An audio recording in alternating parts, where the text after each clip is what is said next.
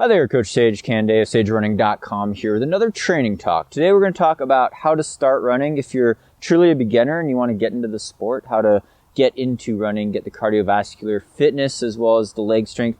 And the number one thing is to avoid injury. And this is applicable to advanced runners too. If you've taken a break from running, maybe you've been running 0 miles a week and you want to ramp things up, the number one thing is to do it very slowly and very progressively. So it does depend on your background, how old you are, if you're coming from an athletic background, like playing a sport like soccer or basketball or a sport where you're used to running quite a bit during a game, or doing other athletic endeavors, but maybe you're rolling off the couch and you've never done a sport in your life, but you want to get into running. And this is kind of to start you off on the right foot, so to speak, and to avoid injury as much as possible, because running is a very demanding sport. So the number one thing is to start very, very slow in terms of ramping up your volume, keeping track of how many miles per day you run or how many minutes per day you run, and then total it up each 7-day cycle or each week. But also to keep track maybe of the pace you're running, the distance you're running, and how much time you're running. So the number one thing with very beginners is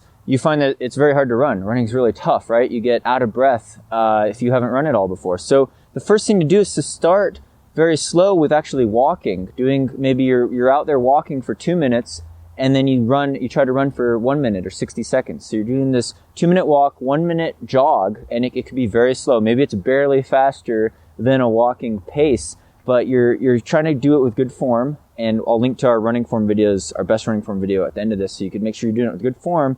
And you're trying not to do it too hard. You don't have to do sprints for a minute.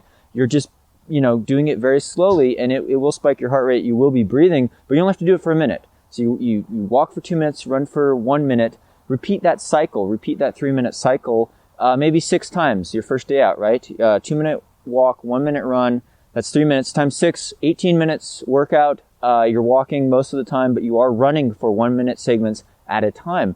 Now, maybe you take the next day off, and then the next day after that, you're doing the same thing, except maybe you do 7 cycles, and then you take a day off. And then maybe the next day after that, you're doing 8 cycles, 24-minute workout where you're walking 2 minutes, running 1 minute. Now, you do that for a week. As long as you don't have any injury or any problems, you could try to ramp that up even more. Maybe the next week, you're actually running for 2 minutes at a time, very slow. Maybe it's just a jog, right? You're just barely moving a little faster than a power walk, but you're able to take those breaks and run with good form.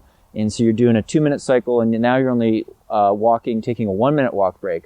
And then eventually you're getting up to maybe doing 10 cycles of these 3 minutes. So you got a 30-minute workout where you're running over 50% of the time. Now maybe you do that for another week. And after several weeks, your cardiovascular system, the heart and lung efficiency, will start adapting. If you're eating a healthy diet, you're sleeping enough, you're not getting injured, not getting sick, you will get better with your breathing. And the key is not to try to push too hard. You don't need to be in a lot of pain. You probably will get sore. Your leg muscles will get sore. But if you're running with correct form and correct shoes, and you're trying to stay on soft surfaces as well, I should say, grass and dirt paths are better than pavement. Even a synthetic track is usually a better, softer surface. So it is good to mix it up a bit.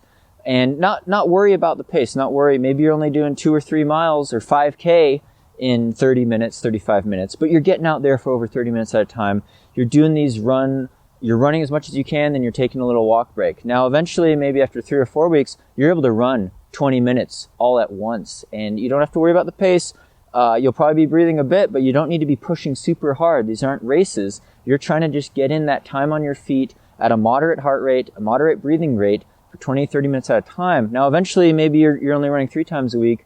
You start bumping that up to 4 or 5 times a week. Then you're going to start getting some really big fitness gains. And for you more advanced runners, you could skip over a lot of this. You could start off just running easy 20, 30 minutes at a time. And, if you have an athletic background and you're relatively young and injury prone, maybe you could jump right into running 20, 30 minutes. But the key is to keep your easy days easy.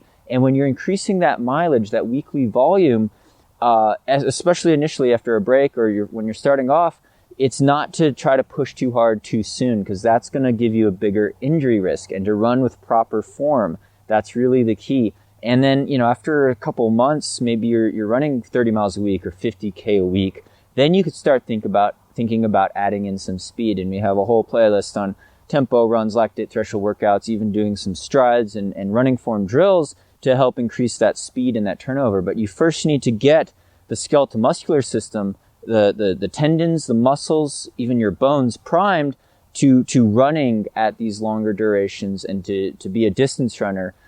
So you could reduce the risk of injury. You try to do too much speed work too fast, you try to start running a marathon after a couple weeks, there's a good chance you could get injured because of all the impact force. So it takes a while to adapt. It could be a matter of months before you could even handle a certain volume, especially if you're also trying to maybe lose weight at the same time or get into a healthier lifestyle. But that's kind of our takeaway on truly starting from scratch as a beginner runner. Also check out our video, we'll link to it at the end of this video, on selecting different types of shoes. It's always good to run on soft surfaces. Check out our video, #1 video, Coach Sandy Nypaver and I did on running form. It's over on her channel. I'll link to it right there. Be sure to subscribe for more videos on here. Thanks so much to all the Patreon supporters for really making this video possible. Hope your running's going well. Stay tuned for more.